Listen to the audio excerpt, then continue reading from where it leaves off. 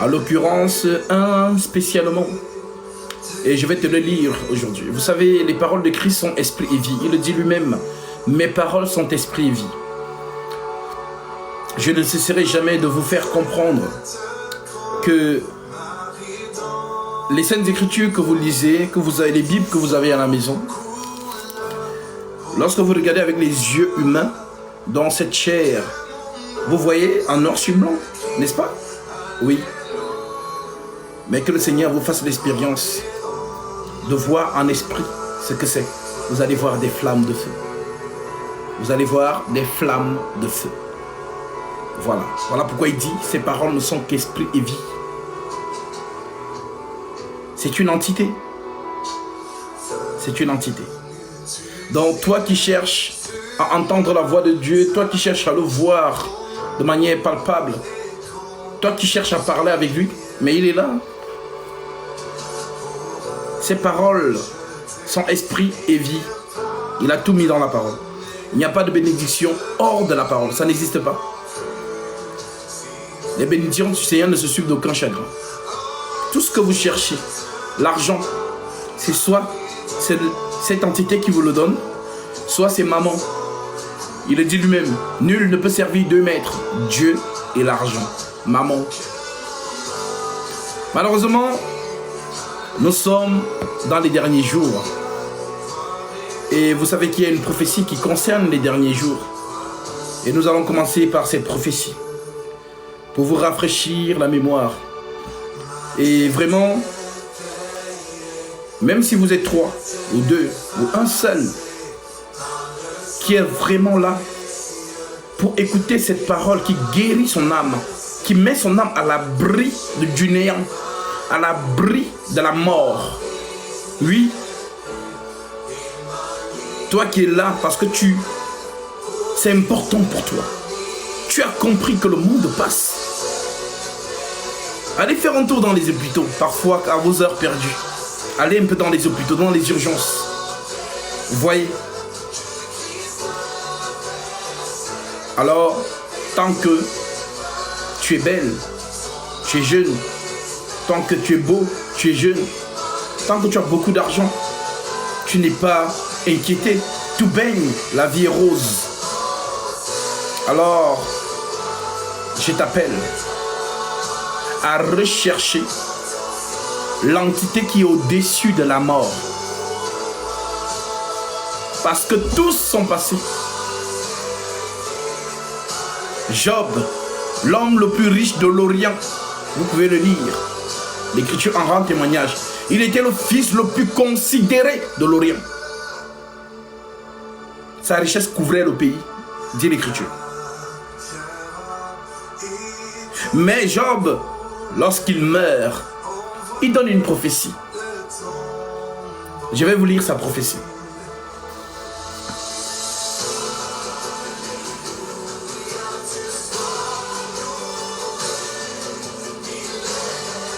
Job chapitre 19, nous sommes au verset 27.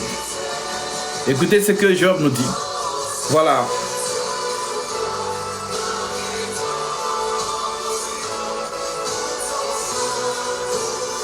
Job dit ceci.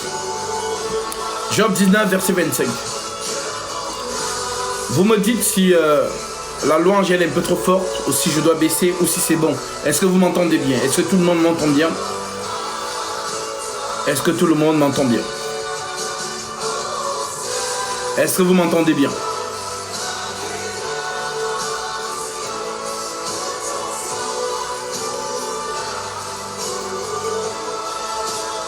D'accord. Alors, Job nous dit ceci. Mais je sais que mon Rédempteur est vivant.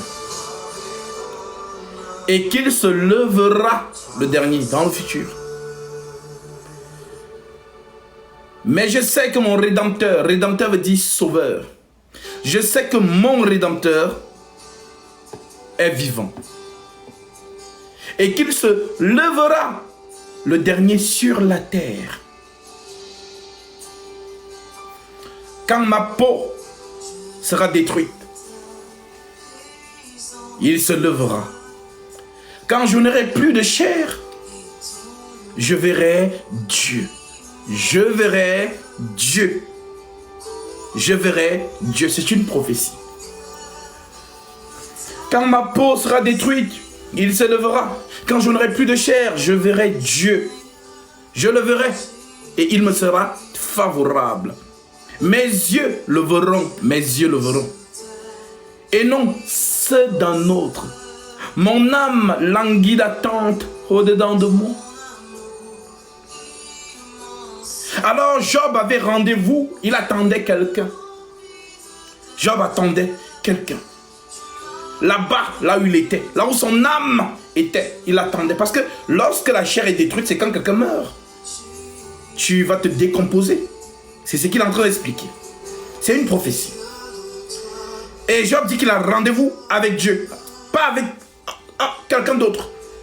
Il dit qu'il a rendez-vous avec Dieu. Je vais reprendre pour que vous puissiez comprendre vraiment la pensée céleste. Parce que je vous ai toujours dit, chaque écriture que vous voyez ici a la pensée céleste. L'apôtre Paul le dit en Corinthiens chapitre 2. Nous avons la pensée de Christ en Corinthiens chapitre 2 verset 16.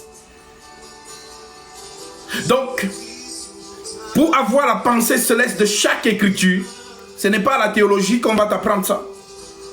Ce n'est pas dans les formations théologiques, Master 1, Master 2, Master 3, en théologie. Tu ne vas jamais entendre ça là-bas.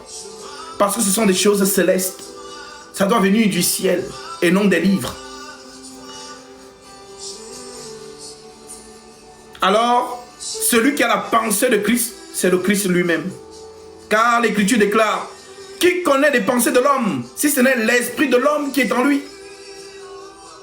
Personne non plus ne connaît les pensées de Dieu, si ce n'est l'esprit de Dieu. Voilà pourquoi Paul nous dit, le Saint-Esprit sonde tout, même les profondeurs de Dieu. Donc aucun livre, aucune formation théologique, aucune connaissance du monde ne peut sonder le Créateur, sa pensée. Aucun. Seul son esprit révèle cela. Parce que sonder, c'est le roi qui le fait. Proverbe 25:2. La gloire des rois, c'est de cacher les choses. La gloire de Dieu, c'est de cacher les choses. Dieu cache, c'est ça sa gloire. Et la gloire des rois, c'est quoi? C'est de sonder les choses. Proverbe chapitre 25, verset 2. La gloire de Dieu, c'est de cacher les choses. La gloire des rois, c'est de sonder les choses. Alors quelqu'un a annoncé un roi. Son ministère n'était qu'annoncer le roi. Repentez-vous, car le royaume des cieux est proche. Repentez-vous, car le royaume des cieux est proche. Et lorsque Jésus vient, lui aussi, il dit la même chose. Repentez-vous, car le royaume des cieux est proche. Alors, quand on nous parle du royaume, forcément, on nous parle du roi. Qui est ce roi? Tant annoncé. Car Dieu est venu, Dieu a caché. Caché veut dire parler en parabole. Voilà pourquoi on dit, il ne leur parlait qu'en parabole. Et les disciples lui posaient la question, Seigneur, pourquoi nous parles-tu en parabole? Pourquoi leur parles-tu en parabole? Pourquoi? Parce que je suis Dieu et je cache la pensée. Mais je vous le promets, le consolateur viendra et il va vous parler clairement. Mais pour l'instant, j'accomplis Psaume chapitre 78, verset 1 au verset 2. Je vais vous lire ce psaume. Parce que, vous savez, beaucoup se sont improvisés dans le ministère de la parole. Et vous prêchez n'importe quoi depuis des générations et des générations. Le Seigneur suscite ce ministère pour balayer tous ces poisons, tous ces faux enseignements, pour vous redonner la sainte doctrine authentique qui n'a pas subi de concile, d'interprétation fallacieuse, de théologie, de pensée humaine, mais la sainte doctrine du Saint-Esprit, le sceau de Dieu. Alors, je vous lis ça.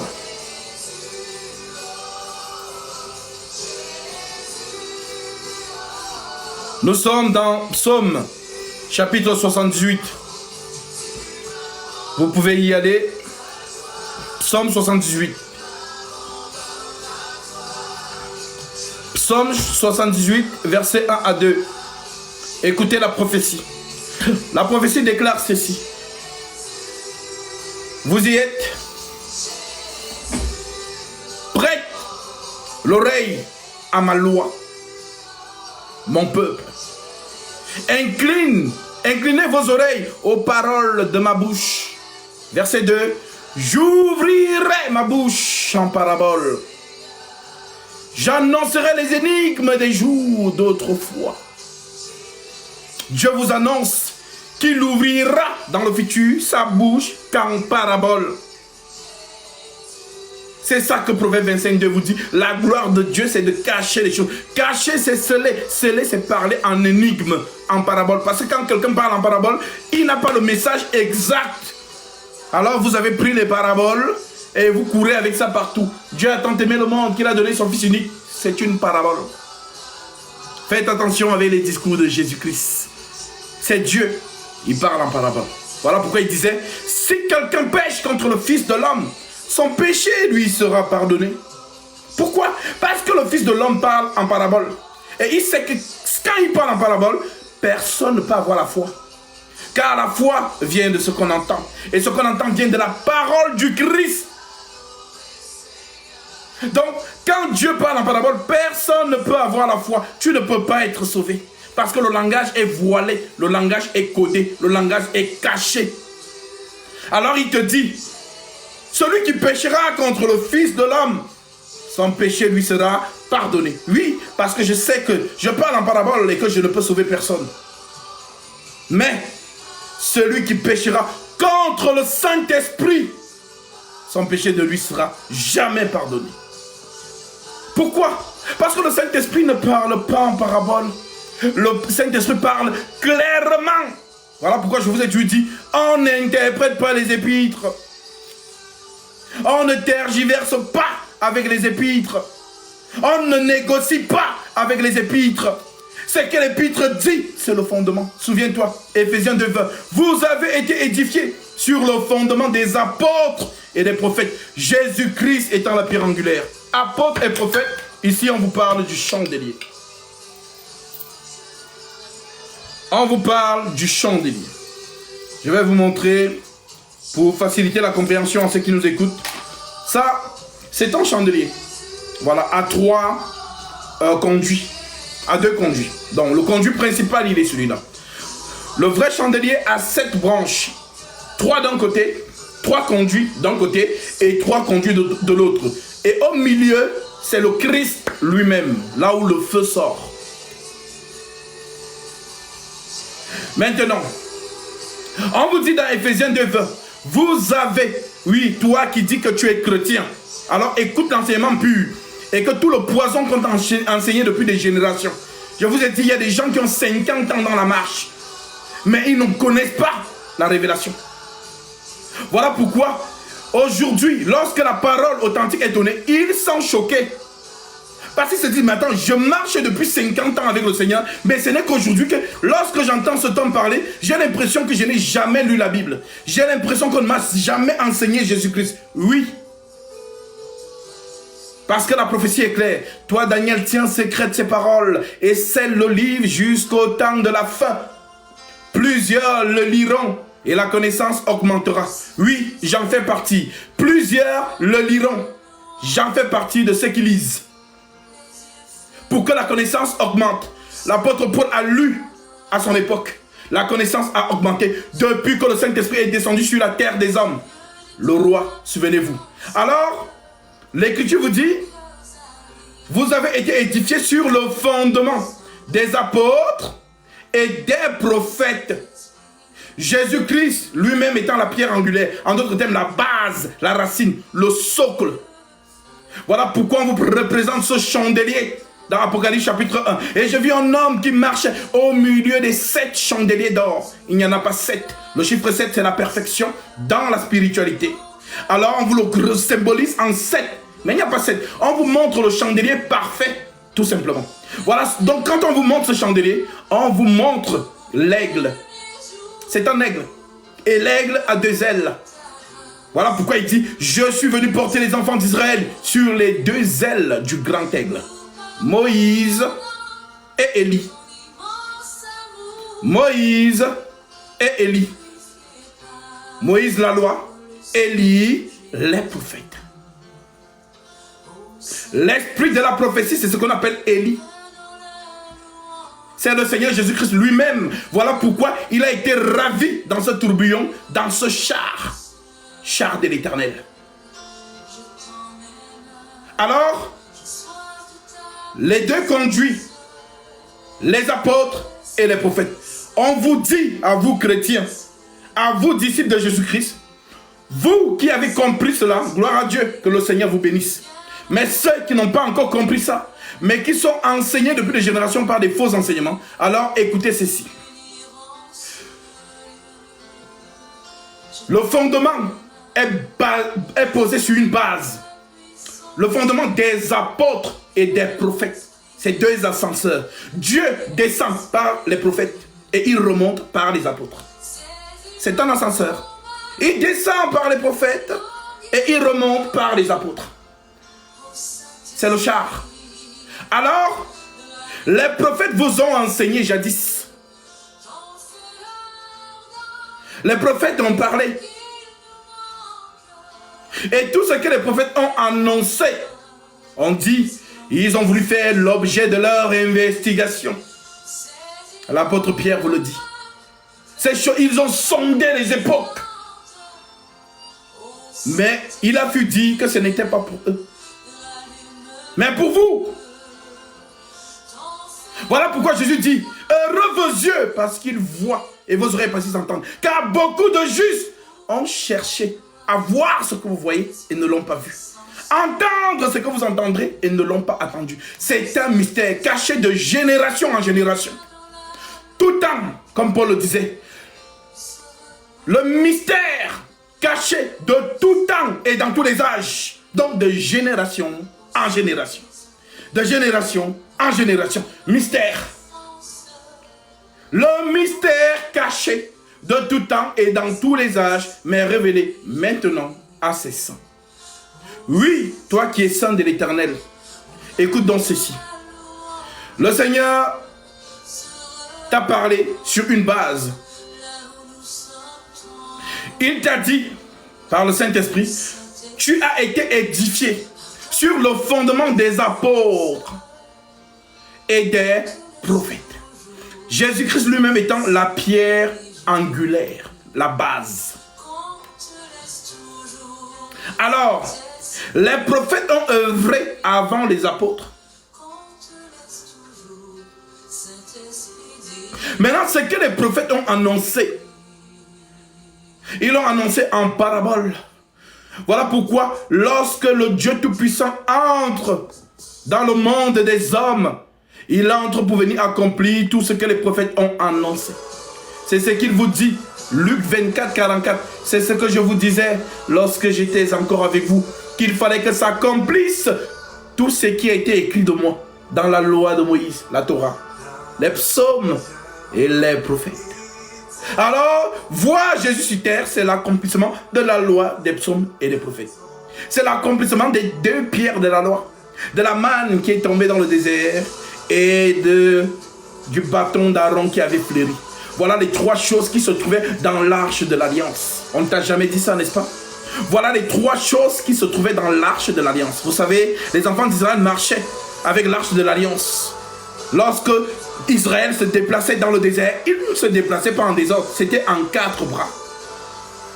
Judas ouvre la marche parce que c'est un lion, le guerrier. Dan ferme la marche parce que c'est un juge, un serpent. Voilà pourquoi on dit que le serpent mord le cavalier pour qu'il tombe à la renverse. Daniel veut dire Dieu juge. Voilà pourquoi Dan a le jugement en Israël. Et Dan se levera le dernier. Parce qu'il ferme la marche. Et il ouvre la marche en même temps. Alors, Israël se déplace en 4 bras. Mais pourquoi il se déplace comme ça? Pour protéger quelqu'un. Au milieu de la marche se trouvait l'arche de l'Alliance, portée par une tribu qu'on appelait les Lévis, à qui le Seigneur avait consacré. Aucun homme ne devra toucher les ustensiles de la tente d'assignation. Seuls les Lévites. Uza, l'ami de David, a essayé. Il est venu aider parce que l'arche voulait tomber. Il est venu aider. Il a touché l'arche. Dieu l'a foudroyé sur place. Il est mort. David s'est fâché. Pour dire qu'on ne sert pas Dieu dans les émotions. On sert Dieu dans la fidélité de sa parole. Si tu as dit 2, ne fais pas 3. Fais 2. Donc les émotions, on ne le sert pas avec les émotions. Avec non, tu vas aider Dieu. Il n'a pas besoin d'aide. Il dit, je ne suis pas servi par les mains humaines. Alors, il n'y avait que les enfants d'Israël qui étaient habilités à toucher les ustensiles de la tente d'assignation. Donc, le Seigneur est au milieu. Et on protège quoi? L'arche de l'Alliance. Symbole de Dieu au milieu des enfants d'Israël. Maintenant, la curiosité que vous devez avoir. Qu'est-ce qu'il y avait dans l'arche? Parce qu'en réalité, c'est ça qui est protégé. Qu'est-ce qu'il y avait dans l'arche? Dans l'arche, l'Écriture nous dit qu'il y avait 3 choses. Les 2 tables de la loi que Dieu a donné à Moïse dans l'arche. La manne qui était tombée dans le désert, ils ont mangé. C'était dans l'arche. Le bâton d'Aaron qui avait fleuri, l'amandier qui a poussé des amandes, était dans l'arche. Mais c'est un langage clair, mais que les gens n'ont pas compris. La loi, les psaumes et les prophètes. Alors, il vient vous dire que c'est moi qui étais dans l'arche de l'Alliance. Je suis l'accomplissement de la loi, des psaumes et des prophètes, c'est moi, Jésus-Christ. Luc 24, 44, pour ceux qui n'ont pas la référence, le Seigneur déclare ceci. C'est ce que je vous disais lorsque j'étais encore avec vous, qu'il fallait que s'accomplisse tout ce qui est écrit de moi dans la loi de Moïse, la Torah, les psaumes et les prophètes. Voilà pourquoi je vous ai dit, la loi ne parle que d'une seule personne, Jésus-Christ. Les psaumes ne parlent que d'une seule personne, Jésus-Christ. Les prophètes ne parlent que d'une seule personne, Jésus-Christ. Il n'y a pas 2 personnes. Maintenant, lorsque les prophètes passent, le Saint-Esprit descend alors pour venir vous révéler ce qui a été mystère dans la loi. Voilà pourquoi tout prophète qui pouvait le voir, il lui demandait son nom. Quel est ton nom? Quel est ton nom? Il refusait de donner. Il donne une parabole. Je suis Yahvé Jireh. Je suis l'Éternel. Je suis celui qui est. Pourquoi demandes-tu mon nom? Il est merveilleux. Tout prophète a essayé de prendre son nom là, mais il n'a jamais révélé le nom. Donc le nom n'a jamais été révélé dans la loi des psaumes et les prophètes.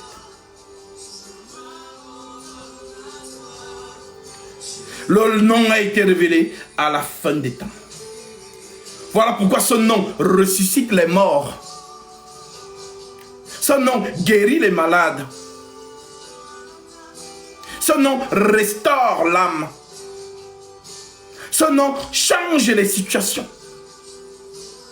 Ce nom délivre les captifs.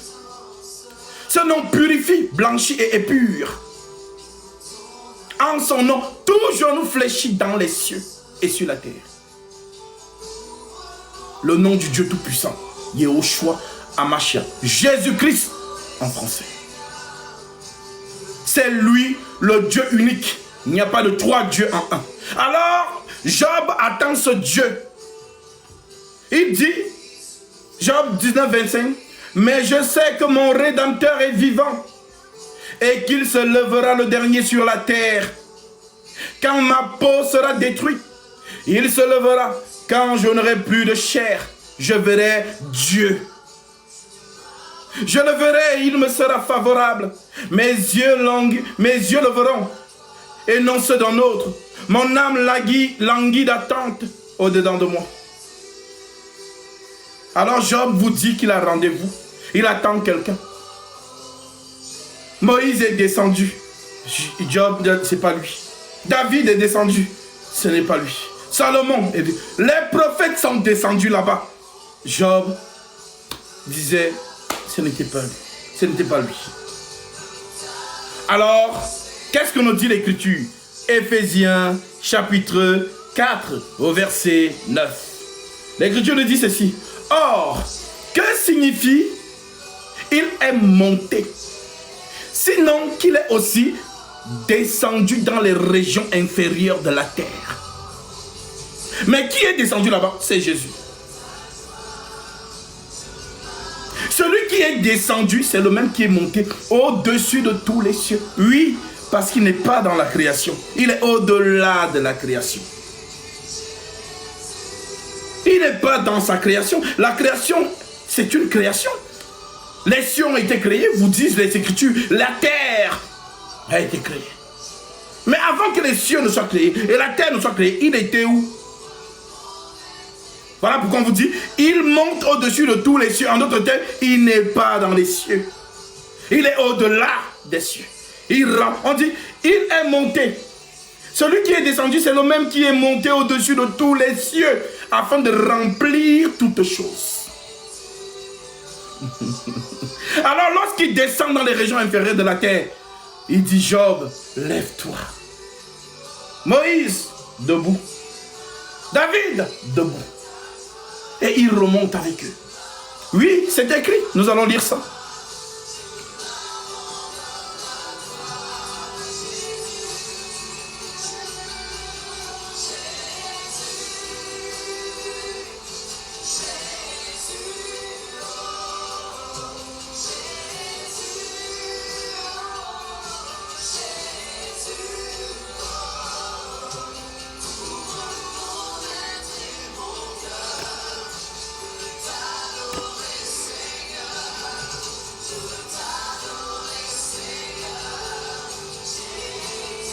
Nous sommes dans Matthieu.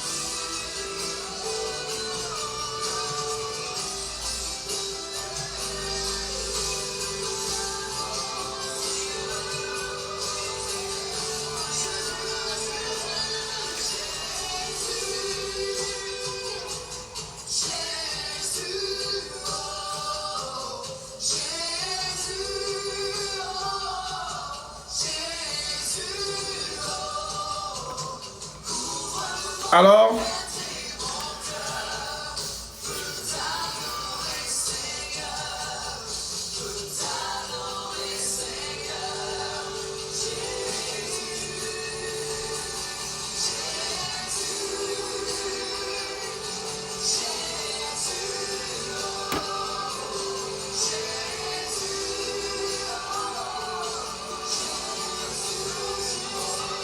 cherche la bonne version.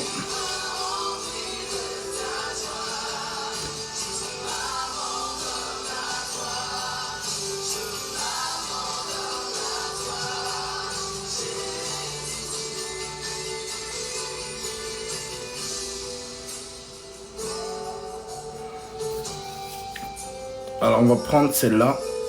Ok. Je suis au verset 52. Matthieu 27, verset 52. Nous allons prendre ça. L'Écriture déclare... Prenons même à partir du verset 45. Depuis la 6e heure jusqu'à la 9e, il y eut des ténèbres sur toute la terre. Écoutez bien. Depuis la 6e heure jusqu'à la 9e, il y eut des ténèbres sur toute la terre. Et pour votre information, ces ténèbres ne se sont jamais dissipées. Le monde est encore dans les ténèbres. Vous allez comprendre ça plus tard. Et il y eut des ténèbres sur toute la terre. Et vers la 9e heure, Jésus s'écria d'une voix forte. Eli, Eli, lama sabachthani. C'est-à-dire, mon Dieu, pourquoi m'as-tu abandonné?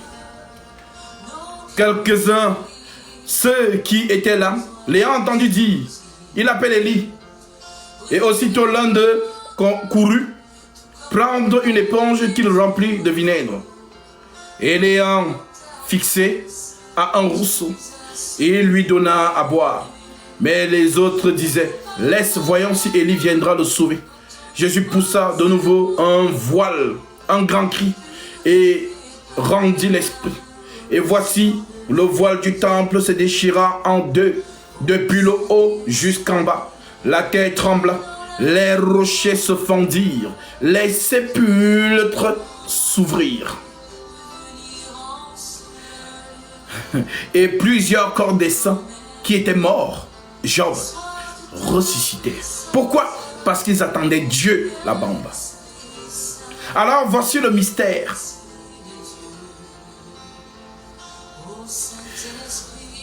Le Seigneur non seulement devait prêcher aux vivants, mais il devait aussi aller prêcher aux morts.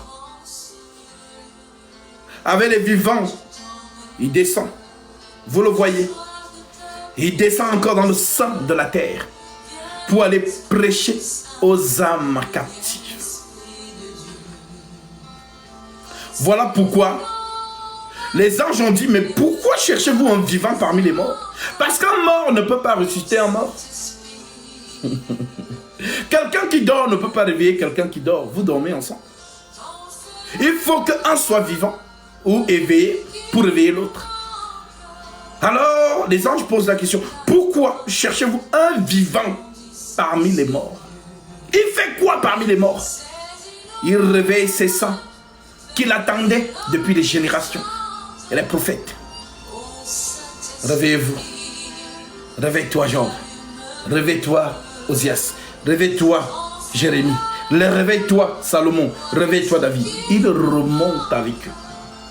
C'est l'écriture. Jésus poussa de nouveau un grand cri et rendit l'esprit. Et voici, le voile du temple se déchira en deux. Depuis le haut jusqu'en bas. La terre trembla. Les rochers se fendirent. Les sépulcres s'ouvrirent. Et plusieurs corps des saints ressuscitèrent.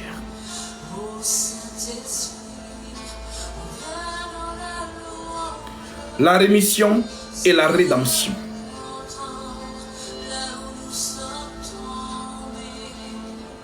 Alors ces saints qui ont ressuscité, vous me poserez la question, mais ils sont où, Gasby? Où est-ce qu'ils sont? Il est monté avec eux où? Dans le paradis. Parce qu'il y a des gens qui ont été mal enseignés depuis des générations. Le paradis, ce n'est pas le royaume de Christ. Le paradis est un endroit pour ces saints. En attendant la bienheureuse manifestation du Christ, lorsqu'il viendra ravir, que ce soit les saints qui sont dans le paradis, que ce soit ceux qui sont sur terre. Paul dit, voici, je vous dis un mystère, qu'il y a parmi vous certains qui ne mourront pas, mais qui verront l'avènement de Dieu. Si c'est notre génération, gloire à Dieu. Ce matin encore, une de nos sœurs m'envoie son songe. Elle me dit, Gasby, j'ai rêvé que j'étais dans une plage. Et il y avait l'air plutôt paisible sur mon siège. Et subitement, je vois la mer s'avancer. Et je comprends que c'est un tsunami. Alors, il y a l'agitation. Et je vois subitement un rocher. Et ce rocher était carré. Et je dis, saisissez bien le rocher. Ne le lâchez point. Après, elle a maintenant une vision. Là, ce n'est plus le songe. Elle a maintenant une vision. Et la vision, c'est une lumière lumineuse.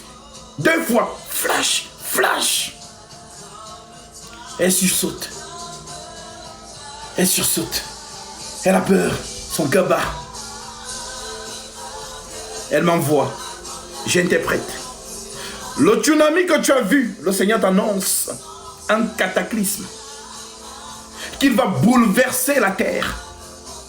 Et pendant ce cataclysme, il ravit ses enfants. C'est ça le rocher que tu as vu. Le rocher, c'est Christ, te dit Paul en Corinthiens chapitre 10. Les enfants d'Israël marchaient avec un rocher spirituel qui les suivait dans le désert. Et ce rocher était Christ. Donc voilà pourquoi vous vous êtes précipités à tenir le rocher. Et ne pas le lâcher. Car pendant que le monde est dans la calamité, le rocher vous amène. Alors tu vois ce flash, tu te réveilles. Tu vois maintenant dans cette vision ce flash. Cette lumière éblouissante que tu n'arrives pas à regarder. Le Seigneur te montre là les corps célestes. Parce que l'apôtre Jean nous dit, tel il est, tel nous serons. On dit qu'il habite une lumière inaccessible. Alors pour entrer dans cette lumière inaccessible, il faut avoir la même matière, le même corps que cette lumière. Sinon tu vas brûler, tu vas cramer. Personne ne peut entrer dans le soleil s'il n'a pas la matière du soleil. Créez toutes les combinaisons que vous voulez. Vous allez brûler même à des millions de kilomètres de l'approche. Vous allez vous consumer comme le plastique se consume à la chaleur. 1 Timothée chapitre 6 verset 7 vous dit, il habite une lumière inaccessible. Je vais lire ça.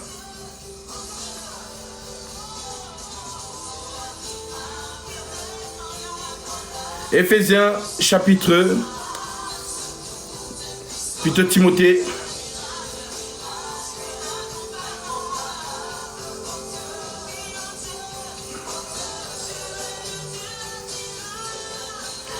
Timothée chapitre 6, vous y êtes.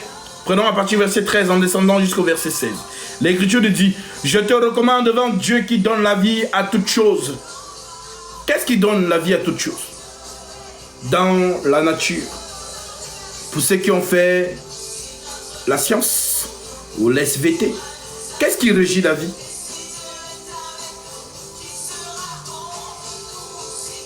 C'est l'énergie du soleil. C'est le soleil qui régit la vie. Pas de soleil, pas de vie. C'est le soleil qui fait pousser les plantes. Alors le soleil de la justice, vous savez qui c'est. Alors on vous dit, je te recommande devant Dieu qui donne la vie à toutes choses. Et devant Jésus-Christ qui fit une belle confession devant Ponce Pilate. De garder le commandement et de vivre sans tache, sans reproche, jusqu'à l'apparition de notre Seigneur Jésus-Christ, que manifestera en son temps le bienheureux et le seul souverain, le roi des rois et le Seigneur des seigneurs, qui seul, pas deux, seul possède l'immortalité. Il n'y en a pas deux qui ont l'immortalité, il n'y en a qu'un seul. Il s'appelle Jésus-Christ. Je suis le chemin, la vérité et la vie. L'immortalité. Celui qui croit en moi vivra quand même il serait mort. C'est lui. Que manifestera en son temps le bienheureux et le seul souverain, le roi des rois et le seigneur des seigneurs, qui seul possède l'immortalité, qui habite une lumière inaccessible, que nul homme n'a vu, ni ne peut voir, à qui appartiennent l'honneur et la puissance éternelle. Amen. Dans Timothée, Paul écrit à Timothée, et il nous dit ici que cette lumière est inaccessible. Tu ne peux pas entrer dedans.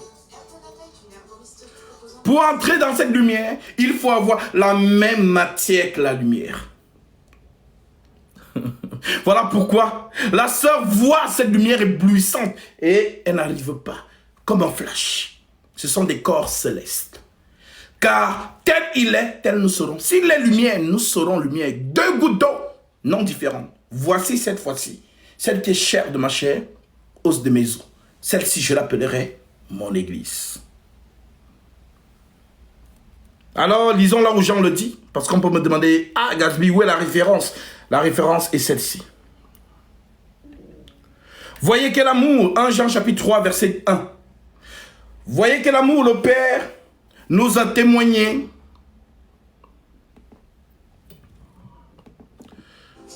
Voyez quel amour le Père nous a témoigné, que nous sommes appelés enfants de Dieu.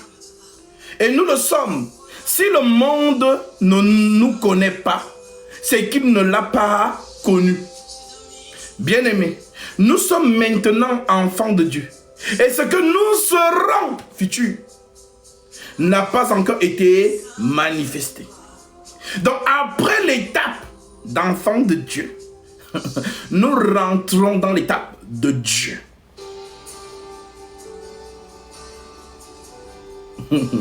Dieu s'est répandu sur la terre. Voilà pourquoi l'Écriture dit, vous êtes les morceaux du corps de Christ. Mais le corps de Christ, c'est Dieu. Mais si on vous dit que vous êtes des morceaux, la main, c'est un morceau de un membre de mon corps. Les doigts sont membres de mon corps. Les pieds sont membres de mon corps. Les genoux sont membres de mon corps. Alors si on nous dit que vous êtes les membres du corps de Christ, mais comprenez le langage. Comprenez le langage. Donc maintenant, vous êtes enfants de Dieu. C'est ce que Jean vous dit. Je répète. Parce que parfois, on vous a mal enseigné depuis des générations. Voilà pourquoi vous ne savez pas qui vous êtes. Et vous n'arrivez pas à prendre autorité sur les choses, sur les entités déchues, et pourtant on vous a donné le pouvoir. Voyez quel amour le Père nous a témoigné pour que nous soyons appelés enfants de Dieu. Et nous le sommes. Si le monde ne nous connaît pas, c'est qu'il ne l'a pas connu. Le monde n'a pas connu le Père. Mais comme ils n'ont pas connu le Père, ils ne peuvent pas nous connaître. Bien-aimés, nous sommes maintenant enfants de Dieu. Et ce que nous serons n'a pas encore été manifesté. Mais nous savons que lorsque cela sera manifesté, nous serons semblables à lui. Parce que nous le verrons tel qu'il est, face to face. Voilà. S'il est comme ça, nous sommes comme ça. Il n'y a pas de différence. Tu as compris? S'il est comme ça, nous sommes aussi comme ça. Il n'y a pas de différence.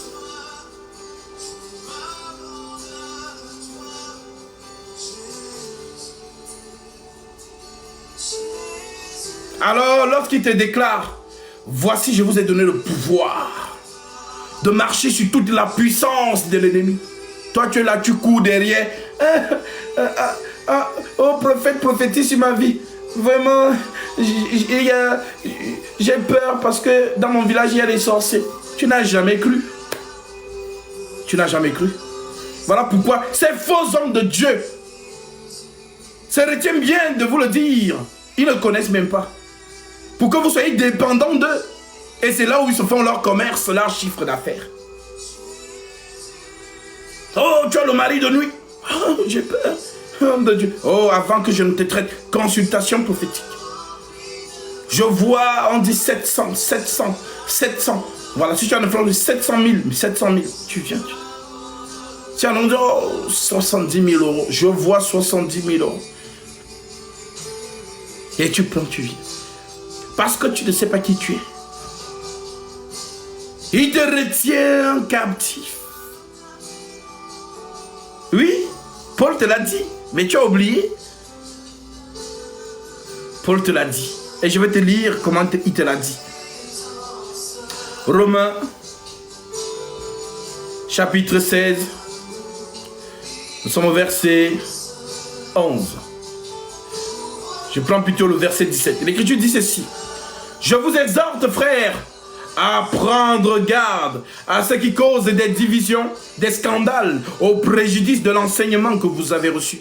Éloignez-vous d'eux, car de tels hommes ne servent point Christ notre Seigneur, mais leur propre ventre. Et par des paroles douces et flatteuses, ils séduisent les cœurs des simples.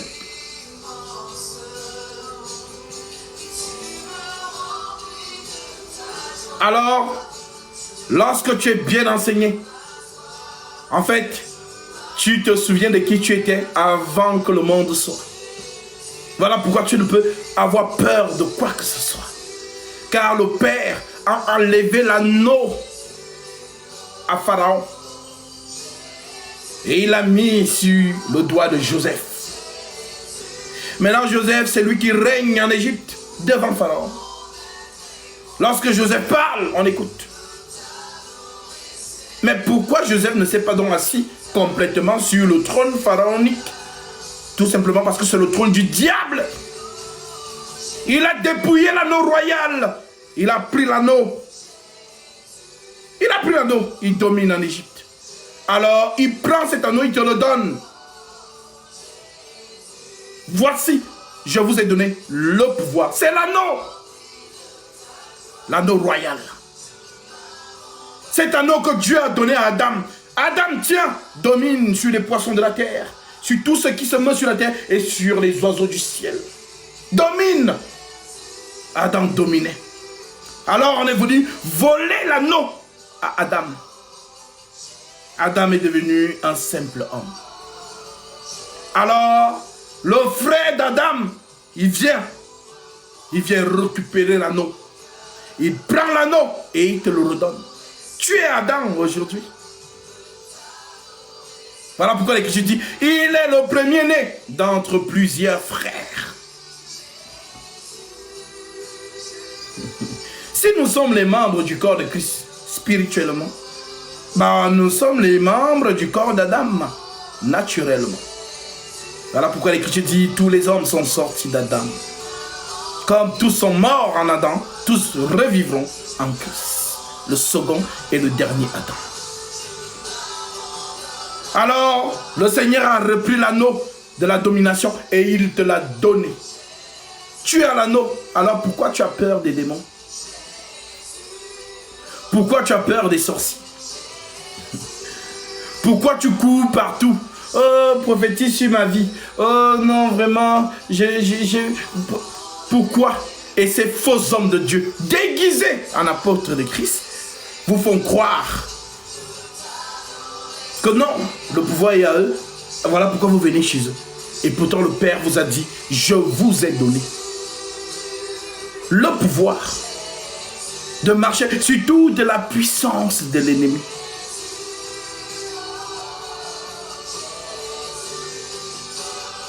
Alors, prends autorité. Et sois conscient de ton pouvoir. Libère-toi des chaînes des faux enseignants. Qu'ils vous maintiennent assujettis. Christ a dit, voici les signes qui accompagneront ceux qui auront cru. Ils imposeront les mains aux malades et ils les guériront. Ils chasseront les démons à mon nom. S'ils boivent quelques breuvages mortels, rien ne leur arrivera. Alors pourquoi tu as peur? Tu vas voir. Oh non, miracle. Vous voyez les affiches. Oh, miracle, nuit des miracles, explosion prophétique, machin. Les gens courent. Vous êtes des moutons.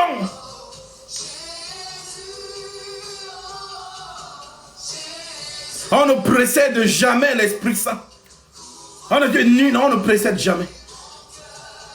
C'est l'Esprit Saint qui guide comme il veut selon son bon vouloir.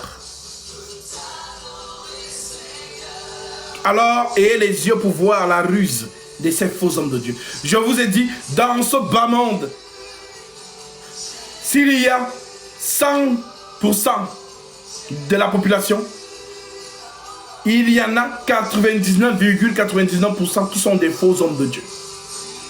Les vrais hommes de Dieu, Jésus ne fait pas en sorte qu'ils soient connus.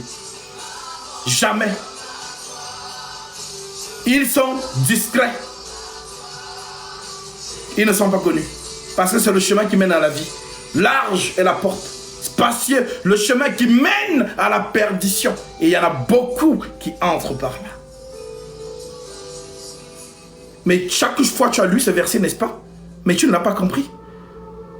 Alors la question que tu devrais se poser, c'est, mais Jésus lui-même s'identifie comme étant un chemin. Donc si c'est lui le chemin, ça veut dire que le chemin est un homme. Alors pourquoi il nous dit, large est la porte, spacieux le chemin qui mène à la perdition, et il y en a beaucoup qui entrent par là. Il est tout simplement en train de te dire que les gens suivent des hommes qui les mènent à la perdition. Parce que je dis, c'est plus tu as les followers, plus on te suit, plus on croit que non, c'est toi l'homme de Dieu. Non, réveille-toi. Et il continue le verset en disant, resserré est le chemin qui mène à la vie, et il y en a peu qui les trouvent. C'est écrit, peu. Maintenant les peu là, qui sont? Parce que le chemin est resserré. Lorsque Jésus te connaît, ma soeur, mon frère, ne t'inquiète pas. Même si tu es caché, je ne sais pas dans quel fond d'un village dans le monde. Si tu es connu du Christ, il t'a dans son horloge prophétique.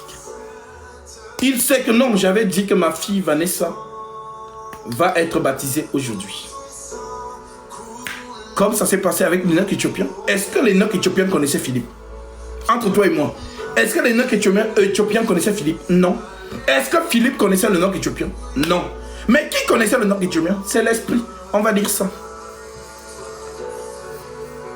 Actes chapitre 8.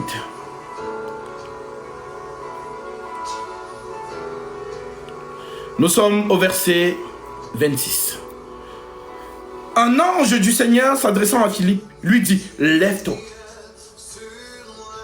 et va du côté du midi sur le chemin qui descend de Jérusalem à Gaza, celui qui est désert. Il se leva, partit, et voici un Éthiopien, un eunuque, ministre de Candace, reine d'Éthiopie, et surintendant de tous ses trésors, venu à Jérusalem pour adorer. Se retourna assis sur son char, il lisait le prophète Ésaïe. L'Esprit dit à Philippe, avance-toi. C'est mon enfant. L'heure est venue pour qu'il soit sauvé. Avance-toi. Parce que l'Esprit travaille par des instruments. Ce sont eux le chemin. Resserré est le chemin qui mène à la vie, et il y en a peu qui les trouvent. Ce sont ces instruments-là. Si il est sur ton chemin, Dieu t'aime, ma soeur, Dieu t'aime, mon frère. C'est Dieu qui te l'envoie. Pour qu'il te donne des paroles qui sauveront ton âme. Voilà comment il fonctionne. Il n'a jamais fonctionné avec ce que vous voyez dans ce bas monde. Les méga church. Des faux hommes de Dieu, et les gens les suivent. Mais le Seigneur a suscité le ministère. Vous allez vous réveiller, enfant de Dieu. Vous allez sortir de cet endormissement. Et vous allez revenir vous placer sur le roc. Car il est dit lui-même, quiconque écoute ces paroles que j'ai dit et les met en pratique sera semblable à un homme prudent qui a bâti sa maison sur le roc. Le roc, c'est l'écriture. Mais ces hommes-là vous embrouillent avec des conseils en permanence. Ils sont devenus des coachs de la vie commune. Voici comment il faut faire pour devenir riche. Oh non, Dieu t'aime. Voilà, si tu veux que te marier, il faut faire ceci. Ce ne sont que des coachs. Voilà pourquoi vous, comme vous ne connaissez pas ce qu'on appelle l'enseignement, donc pour vous, c'est comme si, il vous enseigne. Et avec un pianiste qui joue en même temps. Il y a la foule qui écoute. Et ils se disent que non, nous sommes en train d'écouter l'enseignement. Ce n'est pas l'enseignement. L'enseignement, il est dit dans 1 Corinthiens chapitre 4, verset 1. C'est pourquoi nous, ceux qui sont au ministère, l'Écriture dit que nous soyons, regardez, comme des serviteurs de Dieu et des dispensateurs des mystères de Christ. Christ est un mystère. Jusqu'à aujourd'hui. Voilà pourquoi tous les jours, lorsqu'on monte en révélation, tu apprends des choses. Et quand c'est clair et net, ton esprit est en joie. Tu es profondément touché là où tu es. C'est lorsqu'on est vivement touché. Voilà. Parce qu'être touché, c'est se repentir. Repentir, c'est pas en français, je me répands. Non. La repentance, c'est lorsque tu écoutes la parole du Saint-Esprit et tu es vivement touché dans ton esprit, au fin fond de toi. Alors, tu vas dire ce jour-là, comme ils ont dit, hommes frères, que ferons-nous? Alors, le Saint-Esprit dit à travers Pierre, repentez-vous et que chacun de vous soit baptisé au nom de Jésus-Christ. Le don qui sauve. Voilà pourquoi tous les apôtres, sans exception, ont baptisé au nom de Jésus-Christ. Aucun n'a baptisé avec la formule Père, Fils, Saint-Esprit. Parabole. Tu ne t'es jamais posé cette question? Pourquoi donc ils te font baptiser aujourd'hui dans des piscines, des baptistères, avec la formule Père, Fils, Saint-Esprit? Pose-leur la question, est-ce que vous pouvez nous donner une référence scripturaire où un apôtre a baptisé avec formule Père, Fils, Saint-Esprit? Pourquoi tu as peur de leur demander ça? Ils vont te dire, non, c'est Jésus lui-même qui avait dit, soyez baptisés au nom du Père, du Fils et du Saint-Esprit. Nous, on préfère écouter Jésus, toto spirituel. Lorsqu'ils vont te dire ça, ma soeur, mon frère, donne-leur l'écriture qui dit dans Jean chapitre 17, c'est Jésus qui le dit. Jean chapitre 17, verset 19 à 20. Je me sanctifie moi-même pour eux. Eux qui? Les 12. Afin qu'eux aussi soient sanctifiés par la vérité. Verset 20. Ce n'est pas pour eux seulement que je prie, mais encore pour tous ceux qui croiront en moi à travers leur parole. Donc pour croire au vrai Jésus-Christ, tu dois écouter les paroles. C'est lui qui t'a recommandé les apôtres. Alors ces apôtres-là te disent dans 2 Thessaloniciens chapitre 2 verset 15. Ainsi donc frères, demeurez fermes et retenez les instructions que vous avez reçues, soit par notre parole, soit par notre lettre. Le reste c'est Satan. Prenez juste ce que nous vous avons enseigné, soit par nos paroles, soit par nos lettres. Tu n'étais pas au temps des apôtres. Tu n'as pas eu le privilège de les écouter audiblement comme tu es en train de m'écouter. Mais leurs enseignements t'ont parvenu par les lettres. Donc on te dit donc, reste fidèle à ces lettres-là. Le reste des raisonnements-là, c'est Satan. Reste sur le roc, parce que c'est le fondement des apôtres. Dans tout ce que le verset dit, dis Amen. Ne discute pas. Si quelqu'un vient venir te dire non, tu sais, c'est parce que... N'écoute pas. Reste fidèle au roc. Reste fidèle au roc. Je vous l'assure. Reste fidèle au roc. Reste fidèle. Ne sois pas impressionné par qui que ce soit.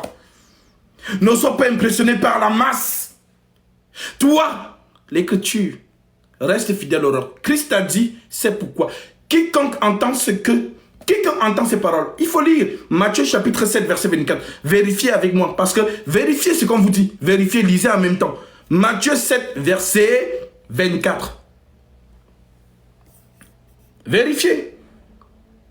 Jésus dit quoi? Quiconque entend ces paroles que je dis et les met en pratique sera semblable à un homme prudent qui a bâti sa maison sur le roc. Maintenant, tu me diras, le roc c'est quoi? Le roc c'est l'écriture. Tu vois, lorsque le Saint-Esprit est descendu sur terre, là, acte 2, tout ce qui sortait de la bouche des apôtres, là, c'est ça le roc. Ne cherche pas un Saint-Esprit imaginaire, il est dans les lettres. Voilà pourquoi nous avons le rouleau. Donc il suffit seulement que je t'écoute parler. Je sais déjà que tu n'es pas ici. Parce que si tu es ici, ça veut dire que ce que ton esprit confesse et ce que confesse l'écriture, si ça confesse la même chose, ça veut dire que c'est le même esprit. Mais dès lors que ce que tu confesses et que l'écriture ne le confesse pas, ce n'est pas le même esprit. Que ceux qui ont les oreilles pour entendre, entendent. Que ceux qui sont rebelles, qui ont, pour eux, un homme de Dieu, c'est quoi? Bah, c'est un papa, voilà, qui porte toujours le costume, qui a au moins 33 ans de mariage et qui a des enfants majeurs. C'est ça qu'ils appellent homme de Dieu. Dans leur tête, c'est ça. Mais lorsqu'ils vont voir un jeune qui n'entre pas dans ce baromètre-là, ah non, il est jeune. Et c'est comme ça que Dieu vous échappe. C'est comme ça qu'il est. Il n'est jamais dans les choses où les gens pensent qu'il est. Jamais Jésus n'a fonctionné comme ça. Remarquez bien. Lorsqu'il demande, qui êtes-vous allé voir dans le désert? Qui êtes-vous allé voir dans le... Il le pose, qui êtes-vous allé voir dans le désert?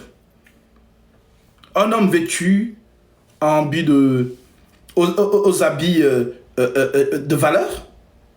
Non, voici ceux qui portent les habits de valeur sont dans les synagogues. Jésus n'a jamais été dans ce qui entre. Tu sais que le monde valide là. Jésus n'a jamais été dedans.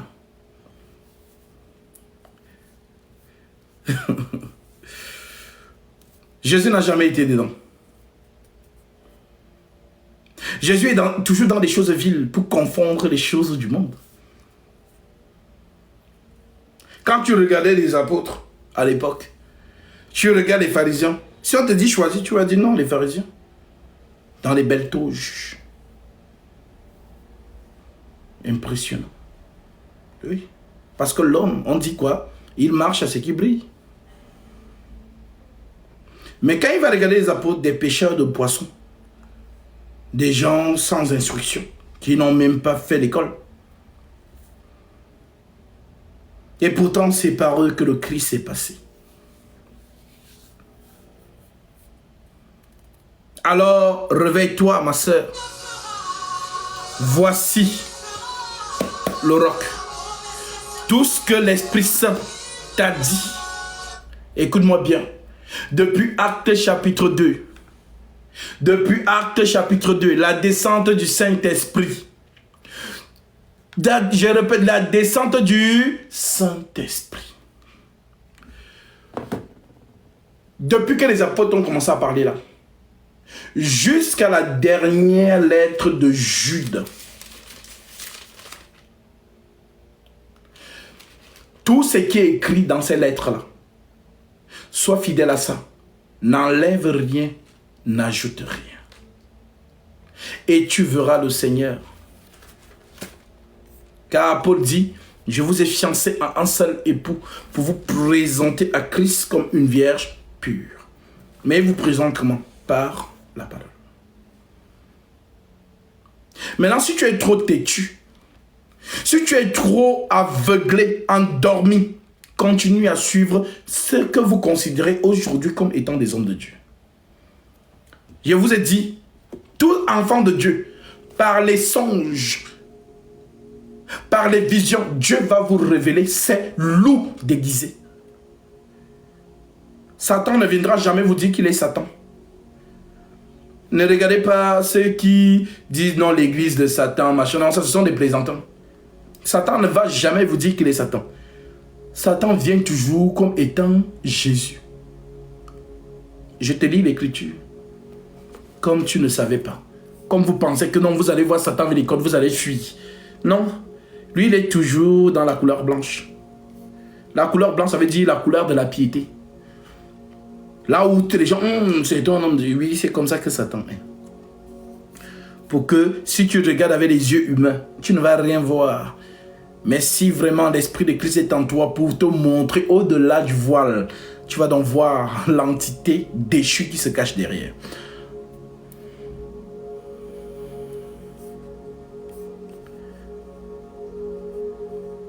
De Corinthiens, chapitre 11. Écoutez bien. C'est l'apôtre Paul qui vous dit, « Oh, si vous pouviez supporter de ma part un peu de folie, mais vous me supportez.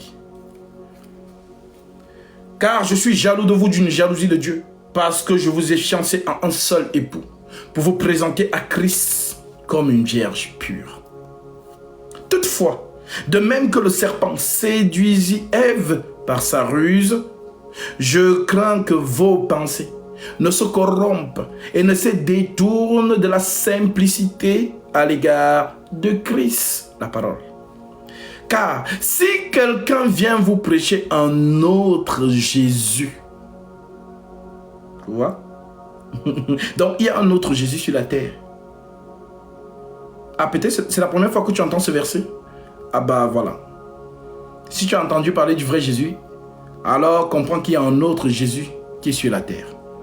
Alors, les petits démons de l'islam qui viennent s'aimer, qui viennent souffler le mauvais vent dans les commentaires. Voilà, vous êtes vaincus au nom de Jésus-Christ. Donc, si vous voulez débattre avec moi, attendez lorsque je vais vous donner l'espace des questions. Vous pourrez monter, nous allons parler. Parce que même dans votre livre, voilà, nous allons vous enseigner dans ce faux livre, la ruse de Satan. Donc, calmez-vous dans les commentaires. Sinon, pour la bonne conduite de ceux qui veulent écouter ces choses, je vous bloque. Comme ça, vous allez continuer à vous ennuyer là où vous êtes. Voilà. Jusqu'à ce que vous sachiez dire, béni soit celui qui vient au nom du Seigneur.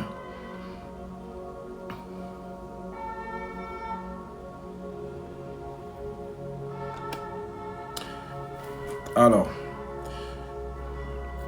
voilà, vous allez créer, tu vas créer le faux profil jusqu'à ce que tu seras fatigué et tu vas, voilà, comme ça, vous allez, je vais vous bloquer comme ça pour que vous ne perturbez pas ceux qui veulent écouter ces choses. Voilà. Donc, vous allez, quand vous serez fatigué de créer les faux profils, et en passant, je vous dis shalom à tous mes détracteurs qui sont cachés dans les faux profils, à tous les faux hommes de Dieu que vous me connaissez. Mais comme vous êtes trop important aux yeux de ceux qui vous suivent, vous n'osez pas monter pour m'affronter à la lumière des Saintes Écritures. Parce que c'est le feu de l'Esprit ici. Voilà, lorsque Jésus et le diable ont parlé dans le désert, ils n'ont pas causé. Ils ont parlé, il est écrit, il est aussi écrit. Voilà, donc, si vraiment vous êtes des hommes de Dieu, un homme de Dieu ne peut jamais voir le mensonge quelque part et se taire. Ça n'existe pas. Voilà, parce que si il est vraiment homme de Dieu et qu'il voit que cette personne est en train d'égarer la multitude, il va prendre autorité. Et il viendra pour rétablir la vérité afin que ceux qui ont écouté le mensonge puissent revêtir la lumière. Mais si tu restes silencieux, c'est que tu n'as rien. Alors, viens, je vais éprouver ton ministère. Parce que l'Écriture le dit, éprouver les ministères pour savoir s'ils sont de Dieu. Éprouver les esprits pour savoir s'ils sont de Dieu. L'endroit où on éprouve le ministère, c'est ici. Dans ces paroles qui sont feu et esprit. Voilà. Donc, vos costumes à 16 000 €, vos Rolex, vos gardes du corps, vos soi-disant méga church que vous avez, ces organisations-là, vous n'impressionnez que les fils de la perdition qui doivent hériter avec vous c'est-à-dire le feu de la géhenne. Mais les vrais enfants de Dieu, ne vous inquiétez pas. Même s'ils sont encore parmi vous, ils vont se réveiller, car l'Écriture est claire. Aucun élu ne se perdra. Personne ne les ravira de ma main. J'ai mes frères qui sont encore dans l'islam.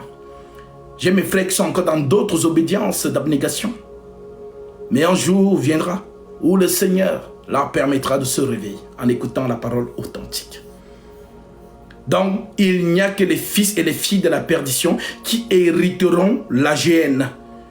Voilà, donc les démons qui sont en train de tromper, sachez que vous êtes des instruments pour amener tous ceux qui ne doivent pas hériter le salut à la perdition. C'est écrit. Alors, je continue. Donc, ça ne sert à rien de te cacher en faux profil et de m'écouter. Viens. Peu importe ton nom. Marcelo Tunasi, Ivan Castano, Joss Mela, Ellen White, Raoul Wafo, Atoms, Moïse Mbie, Joël Tatou. Tous ces soi-disant hommes de Dieu de la toile. Il faut venir. Parce que lorsqu'on vient dans vos soi-disant méga church là, vos gardes du corps ne nous laissent pas entrer. Ils ne nous laissent pas. Voilà pourquoi vous avez les gardes du corps. Et les moutons qui vous suivent, c'est eux qui deviennent vos avocats. Parce que vous les instruisez vraiment dans... C'est le levain que vous avez mis en eux. Comme Jésus disait, vous prenez un insecte et vous le coulez.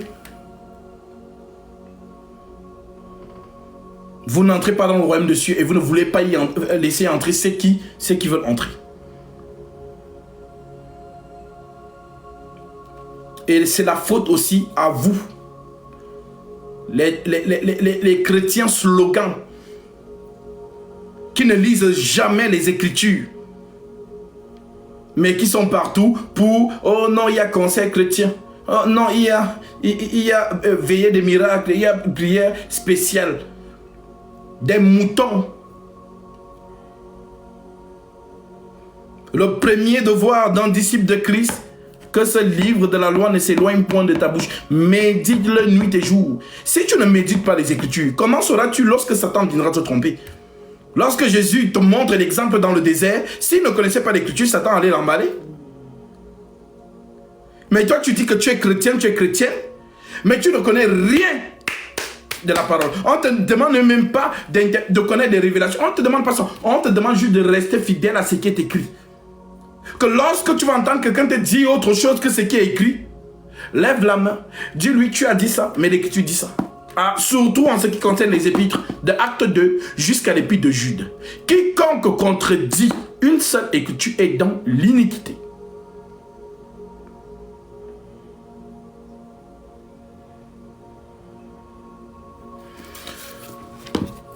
Donc, ne croyez pas qu'on ne vous voit pas. Vous êtes en faux profil parce que vous ne pouvez pas me voir en live et ne pas venir. C'est pas possible. Voilà, vous êtes comme les pharisiens. Ils n'aimaient pas Jésus, mais ils venaient tuer en cachette écouter ses enseignants. Parce qu'ils étaient trop importants pour le peuple. Oui, pour eux, ils étaient importants. Donc, le fait d'écouter Jésus, c'est déjà, ils se rabaissent. Pour garder leur considération au milieu de ce peuple lambda. Mais ils viennent en cachette pour écouter. Et les mêmes esprits sont aujourd'hui. Vous êtes là en faux profil. Vous faites des vidéos TikTok de veillées pour parler de Gatsby. Mais lorsque je suis en live, montez